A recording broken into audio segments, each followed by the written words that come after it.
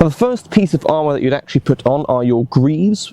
For that, I have to have my sandals off, and I'm also going to wear some felted socks. These are self-clamping, which means they don't need to be fastened by straps or buckles, and it can be a little uncomfortable. You just sort of have to go through it, but you essentially slot it on and slide it up your leg. And you can sort of see how quick and easy that is to put on, and that stays on really, really well. Something else that we see in the archaic period, which is what I'm going to go to next, is the addition of other pieces of armour that we don't see in the classical period, which are for whatever reason dropped. That includes sabatons and also thigh armour. So I've now got the thigh armour on, and they all stay up quite well, and they obviously protect the thighs. But this really only existed for, maybe 100 years, 70 years, that we see in the artistic record and archaeological record. And then this sort of extra limb armour, arm armour, thigh armour, foot armour, just completely drops out of use. These are based on a find currently housed in the British Museum.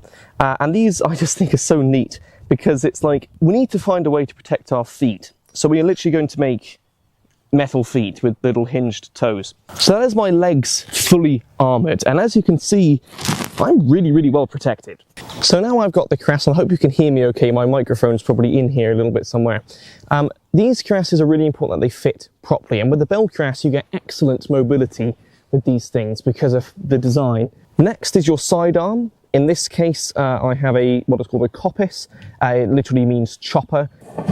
This is very different to later swords in the medieval period, for example, that are typically worn down on the hip. All right, the next piece of armor that we put on is probably the most characteristic, of course, the helmet. This is what is called a Myros Corinthian helmet.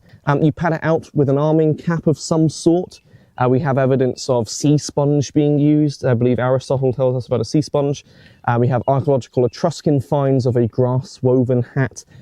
Otherwise, probably what was most common was a felted pilos hat, something that you wear in with the helmet.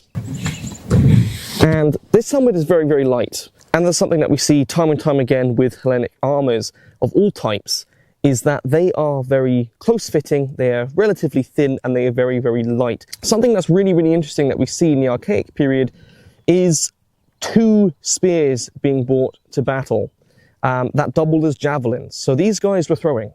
You have your aspis in this hand. In that aspis, you can also hold another spear very easily. And you can throw this one.